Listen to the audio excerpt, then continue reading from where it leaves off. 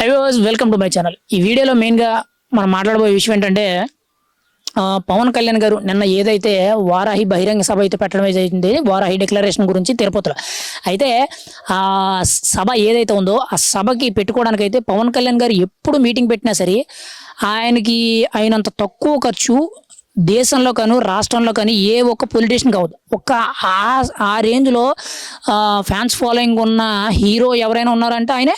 ఆ రేంజ్లో రాజకీయాల్లో అభిమానం ఉన్న ఎవరైనా ఉన్నారంటే పవన్ కళ్యాణ్ గారు. అంటే ఒక మీటింగ్ పెడితే దాదాపు 10 లక్షల నుంచి 20 లక్షల వరకు జనాభా కలిగి గట్టి భారీ బహిరంగ సభలో తక్కువ ఖర్చుతో, అది కూడా తన సొంత డబ్బులతో పెట్టుకునే నాయకుడు ఎవరైనా ఉన్నారంటే అది పవన్ కళ్యాణ్ గారు. అయితే పవన్ కళ్యాణ్ గారు నిన్న మీటింగ్ పెట్టిన దాన్ని బట్టి అక్కడ ఏదైతే ఆ వారాహి వెహికల్ ఉంటుందో అది పెడతారు. ఆ పెట్టిన తర్వాత చుట్టూ కూడా ఐరన్ ఫెన్సింగ్ లాంటిది వేస్తారు.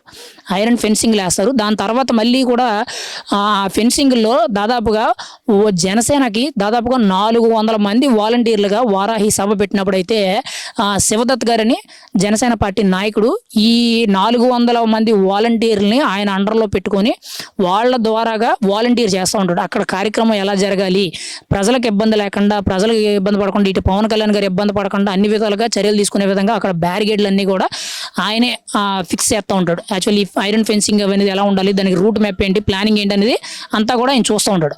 అయితే ఇక్కడ చూసుకుంటే వారాహి వెహికల్ ఏదైతే ఉందో బ్యారిగేడ్లు అంటే మెయిన్గా చూసుకుంటే ఐరన్ ఫెన్సింగ్ వేసేసారు.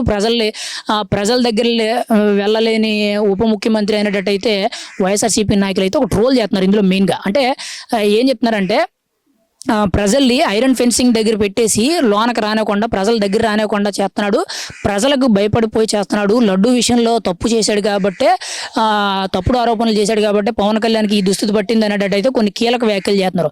అందులో మెయిన్గా చూసుకుంటే పవన్ కళ్యాణ్ గారు వారాహి మీటింగ్లు అనేవి ఈ రోజు పెట్టింది కాదండి, గత దాదాపుగా 2 సంవత్సరాల నుంచి పెడుతున్నారు. అయితే ఇక్కడ మెయిన్గా చూసుకుంటే గత 2 సంవత్సరాల నుంచి చూసుకుంటే ఎక్కడ వారాహి మీటింగ్ పెట్టుకున్నా కానీ చుట్టూ బ్యారిగేడ్లు ఉంటాయండి. మీరు కావాలంటే పాత ప్రీవియస్ వీడియోస్ చూడండి.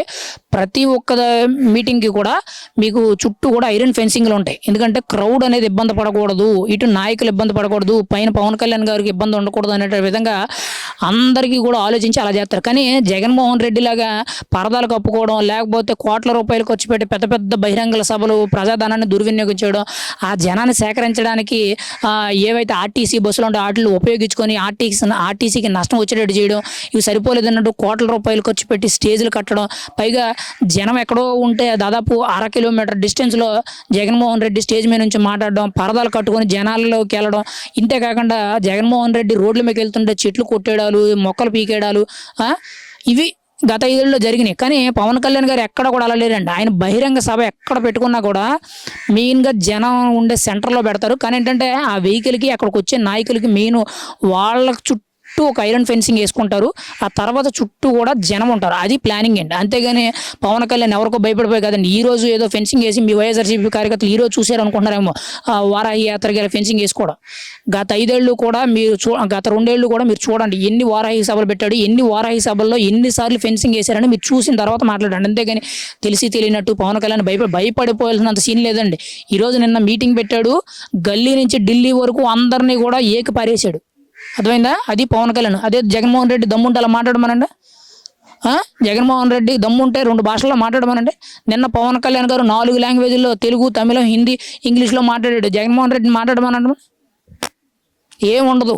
మీరేదో తెలియని వాగుడు, ఏదో మీ పేటీఎం కార్యకర్తలు ఎంతసేపు ఏ విధంగా ప్రజలకి తప్పుడు సమాచారం ఇద్దామా, ప్రజలు ఏమర్చుదాం అనే మైండ్ సెట్లో ఉన్నారు తప్పితే ఇక్కడ పవన్ కళ్యాణ్ వెర్షన్ అనేది అది కాదు. అర్థమైందా? పవన్ కళ్యాణ్ ఏది చేసినా సరే పక్కా ప్లానింగ్తో జరుగుద్ది.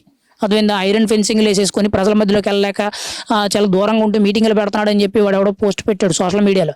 అదేందా ఈ వీడియో నువ్వు చూసినట్లయితే మెయిన్గా నీకు ఇచ్చే సమాచారం గత 2-3 ఏళ్లుగా పవన్ కళ్యాణ్ గారు ఎన్ని వారాహి సభలు పెట్టారు, ఎన్నిటిలో కూడా ప్రతి దాంట్లో కూడా ఐరన్ ఫెన్సింగ్ ఎన్నిసార్లు ఉందో చూసుకో. కానీ మీ జగన్మోహన్ రెడ్డి లాగా ఎక్కడో బహిరంగ సభలు పెడితే 1/2 కిలోమీటర్ డిస్టెన్స్లో స్టేజ్ కట్టుకొని ఎక్కడో మాట్లాడి మధ్యలో డిజిటల్ స్క్రీన్లు ఏర్పాటు చేసుకొని ప్రజలకి పరదాలు కట్టుకొని రోడ్ల మీదకి వెళ్ళడం, రోడ్ల మీదకి వస్తే చెట్లు నరికేయడాలు, ఇలాంటివి ఉండవు పవన్ కళ్యాణ్ గారికి. అర్థమైందా? గుర్తుపెట్టుకొని మాట్లాడండి. అంతేగాని పవన్ కళ్యాణ్ గారు ఏదో పవన్ కళ్యాణ్ గారు ఇప్పుడు గల్లీ నుంచి ఢిల్లీ వరకు ప్రతి ఒక్కరిని కూడా ఏకిపారేశాడు. సనాతన ధర్మం గురించి ఎవడెవడైతే తక్కువ చేసి మాట్లాడాడు వాళ్ళందరికీ కూడా ఫుల్ స్టాప్ చేసి గట్టిగా ఇచ్చాడు.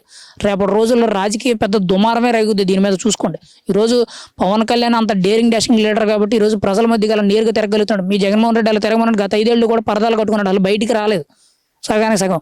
ఒకవేళ వస్తే చుట్టూ బ్యారిగేడ్లు కట్టడాలు, పరదాలు కట్టుకోవడాలు, పోలీసు వాళ్ళు చుట్టూ దాదాపు 200-300 మంది పోలీసు వాళ్ళు చుట్టూ ప్రొటెక్షన్ కింద పెట్టుకొని అంత చేశాడు. అది మీ జగన్మోహన్ రెడ్డికి మా పవన్ కళ్యాణ్ అనుకున్నంత తేడా. అది గుర్తుపెట్టుకొని మీరు అలాంటి పోస్టులు పెడితే మంచిదని చెప్పి మా అభిప్రాయం.